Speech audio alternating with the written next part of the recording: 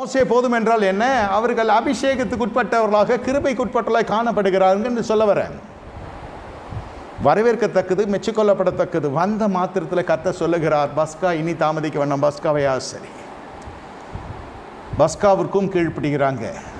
மோசேனுடைய உறவு வந்த உடனே பஸ்கா, பார்வோனுடைய உறவு முறிக்கப்பட்ட உடனே இதற்கு இரண்டுக்கும் நடுவில் காணப்படுகிறது அந்த பஸ்கா.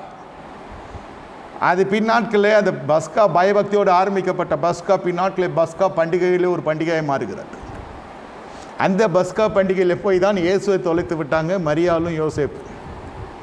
நீங்கள் எதை பண்டிகையாக மாற்றுறீங்களோ அந்த இடத்துல என்ன நடக்கும்? மாம்சம் தலை தூக்கும். எதை பயபக்திக்குரியதாக நினைக்கிறீர்களோ அப்போது மாம்சம் சிலுவையில் அறையப்படும். சரி, வேதம் சொல்லுகிறது பண்டிகை, எல்லா பண்டிகையும் நம்ம நினைக்கிறதை போல கோலாகலத்தோடு கொண்டாடுவோம் என்று அல்ல.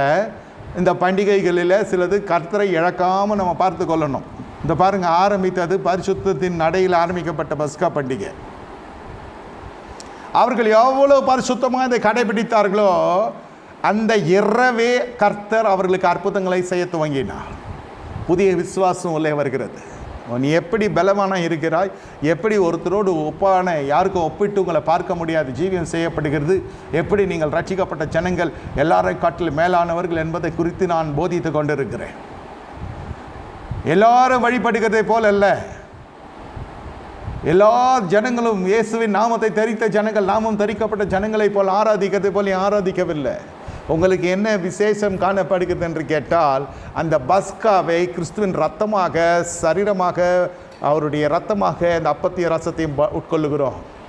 அப்படி என்ன நடக்கிறது? எவ்வளோ பயபக்தியாய் அதை உட்கொள்ளுகிறோமோ அந்த இரவே அவர்களுக்கு அற்புதம் நடக்கிறது.